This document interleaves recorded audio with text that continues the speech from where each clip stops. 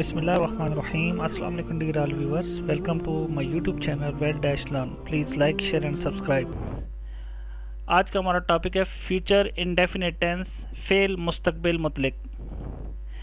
Present tense की चारों types present indefinite, present continuous, present perfect continuous और past tense की चारों types past indefinite, past continuous, past perfect continuous tense. ये 8 tenses हमारे complete हो चुके हैं। इन तमाम 8 टेंसेस को हमने मुकम्मल डिटेल के साथ इंग्लिश और उर्दू ट्रांसलेशन के साथ और एग्जाम्पल के साथ सीखा था। जिन दोस्तों ने प्रेजेंट और पास्ट टेंस की इन वीडियोस को नहीं देखा, डिस्क्रिप्शन में लिंक मौजूद है, वो इन तमाम टेंसेस को अच्छी तरह वॉच कर लें। तो आज फ्यूचर टेंस की पहली टाइप फ्यूचर इंडेफिनिट टेंस, इसको आज हम शुरू करते हैं। फ्यूचर इंडेफिनिट टेंस यानी फेल मुस्तकबिल मुतलिक। आज की इस वीडियो के अंदर हम इसके बारे में क्या क्या सीखेंगे। फर्स्ट ऑफ ऑल इसकी definition in English and Urdu, इसके बाद उर्दू में इसकी पहचान, how to translate in English में ट्रांसलेट करने के लिए इसका स्ट्रक्चर या फार्मूला क्या है, नेगेटिव सेंटेंस मनफी फ़िक्रात इसके कैसे बनाएंगे, इंटरगेटिव सेंटेंस सवालिया फ़िक्रात कैसे बनाएंगे, इंटरगेटिव नेगेटिव सेंटेंस सवालिया मनफी फ़िक्रात कैसे बनाएंगे, WH इंटरगेटिव सेंटेंस WH सवालिया फ़िक्रात कैसे बनाएंगे। ये तमाम चीज़ें इंतहाई आसान अल्फाज के साथ, एग्जाम्पल्स के साथ और उर्दू ट्रांसलेशन के साथ हम सीखेंगे। तो तमाम दोस्तों से रिक्वेस्ट है कि वीडियो को एंड तक लाजमी देखें। इंशाल्लाह आज की इस वीडियो के अंदर आपको बहुत कुछ सीखने को मिलेगा। फर्स्ट ऑफ ऑल हम बात करते हैं इसकी डेफिनेशन की। Definition, this tense inform about an action which is expected to happen in future time. ठीक है, like I will go to school. फेल मुस्तकबिल मुतलिक वो फेल है जिसमें किसी काम का होना या करना आने वाले ज़माने में ज़ाहिर हो। मसलन, मैं स्कूल जाऊंगा, मैं चाय पीऊंगा, मैं खाना खाऊंगा, मैं मार्केट जाऊंगा, ठीक है, मैं किताबें पढ़ूंगा वगैरह। ये तमाम किसके टेंसेज हैं? फेल मुस्तकबिल मुतलिक के। उर्दू में इसकी क्या पहचान है? उर्दू के जिन फ़िक्रों के आखिर में गा, गे, गी आता है वो फेल मुस्तकबिल मुतलक के फ़िक्रे कहलाते हैं। मसलन, मैं स्कूल जाऊंगा, हम क्रिकेट खेलेंगे, वो खाना पकाएगी वगैरह। अच्छा, इसके बाद आ जाता है कि वर्ब की हमने इसमें कौन सी फॉर्म यूज़ करनी है। जब हम इसकी इंग्लिश में ट्रांसलेशन कर रहे होंगे तो इंग्लिश में ट्रांसलेशन करते वक्त वर्ब की फ़र्स्ट फॉर्म यूज़ होगी। जैसे एग्जांपल के तौर पे गो फर्स्ट फॉर्म है, कुक फर्स्ट फॉर्म है, प्ले फर्स्ट फॉर्म है। ठीक है, सेंटेंस में वर्ब को सामने रखते हुए उसकी फर्स्ट फॉर्म यूज़ करेंगे। फ्यूचर टेंसेस के अंदर हेल्पिंग वर्ब 2 किस्म के इस्तेमाल होते हैं, विल या शेल। आई वो के साथ शेल का इस्तेमाल करते हैं और बाकी सब के साथ विल का इस्तेमाल करते हैं। अगर आप विल का इस्तेमाल करें तो भी वो सेंटेंस दुरुस्त होगा। वर्ब फर्स्ट फॉर्म होगी और हेल्पिंग वर्ब हमारा कौन सा हो गया? विल। अच्छा, अब हम इसका सीखते हैं स्ट्रक्चर या फार्मूला। अफर्मेटिव सेंटेंस सबसे पहले क्या आएगा? सब्जेक्ट के बाद हमारा हेल्पिंग वर्ब विल, उसके बाद वर्ब फर्स्ट फॉर्म, उसके बाद ऑब्जेक्ट। ठीक है, दोबारा से इसको रिपीट कर देता हूँ। Subject plus helping verb will plus verb first form और फिर ऑब्जेक्ट। इसी स्ट्रक्चर के साथ एग्जांपल दिया ताकि ये आपको स्ट्रक्चर आसानी से समझ आ जाए। वो किताबें पढ़ेंगे, तो यहाँ पे आना है सबसे पहले सब्जेक्ट है वो चूँकि अब ये आया है तो इसका मतलब है कि ये ज़्यादा हैं, तो ज़्यादा के लिए हमने क्या इस्तेमाल करना है? दे। सब्जेक्ट हमारा आ गया दे, उसके बाद हेल्पिंग वर्ब आ गया विल और यहाँ पे वर्ब। अब काम क्या हो रहा है इसमें? काम हो रहा है जनाब पढ़ना, तो पढ़ने के लिए क्या इस्तेमाल करेंगे हम? रीड। दे विल रीड और ऑब्जेक्ट हमारा क्या है? Book. They will read the books, वो किताबें पढ़ेंगे। ओके दोस्तों, क्लियर है? इसके बाद आ गया नेगेटिव सेंटेंस। इसके मनफी फ़िक्रात आप कैसे बनाएंगे? इंतहाई आसान है। हेल्पिंग वर्ब के बाद नॉट लगा दें। जिस तरह बाकी टेंसेज में भी हम हेल्पिंग वर्ब के बाद नॉट लगाते तो नेगेटिव सेंटेंस बन जाता था, सेम इसमें भी उसी तरह हमने हेल्पिंग वर्ब के बाद नॉट लगाना है। ठीक है, सबसे पहले सब्जेक्ट, उसके बाद हेल्पिंग वर्ब विल और उसके बाद नॉट, फिर वर्ब फर्स्ट फॉर्म, ऑब्जेक्ट। वो किताबें नहीं पढ़ेंगे, ये नेगेटिव सेंटेंस है, मनफी फ़िक्र है।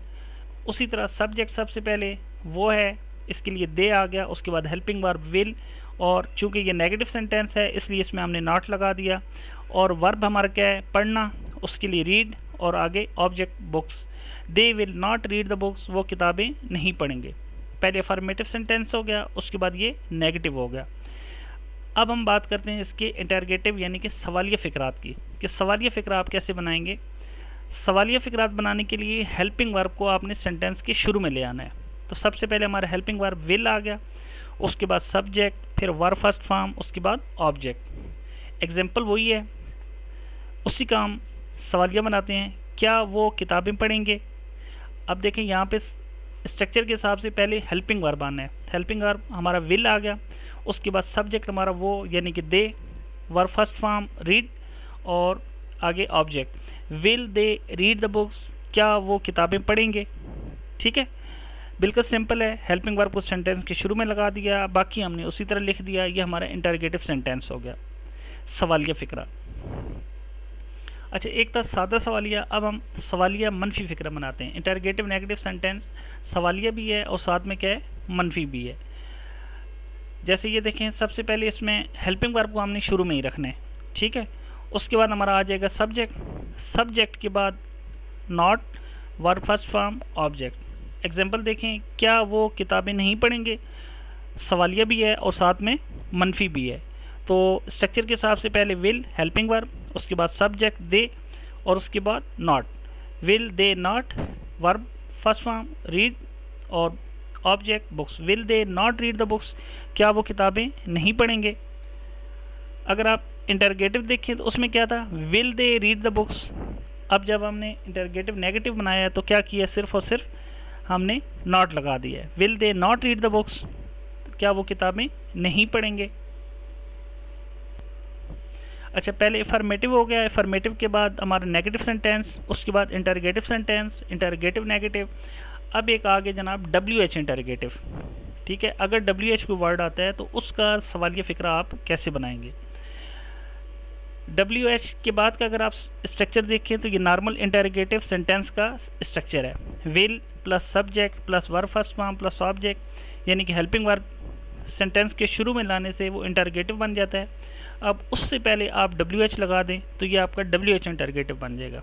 सबसे पहले WH हम सेंटेंस से देखेंगे कि वो WH कौन सा है।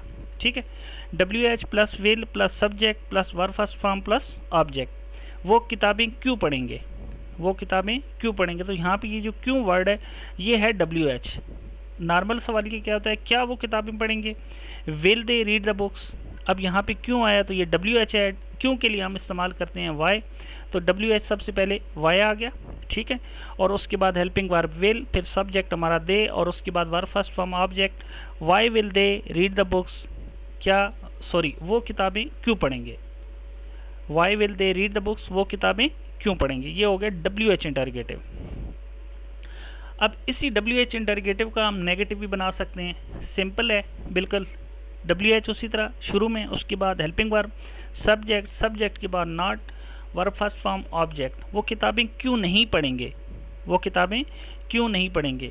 अब WH हमारा क्या है, क्यों है, उसके लिए वाई लगा दिया। हेल्पिंग वर्ब हमारा विल आ गया, उसके बाद सब्जेक्ट दे आ गया और नॉट लगा दिया, और उसके बाद फर्स्ट फॉर्म और object. Why will they not read the books, वो किताबें क्यों नहीं पढ़ेंगे। ठीक है।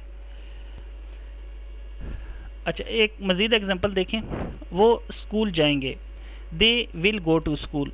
ठीक है, यहाँ पे देखें वो है, वो ज़्यादा की बात हो रही है तो इसलिए दे आ गया, और उसके बाद हेल्पिंग वर्ब विल, और फिर वर्ब क्या है, जाना है, जाने के लिए गो इस्तेमाल करते हैं। They will go to school, वो स्कूल जाएंगे।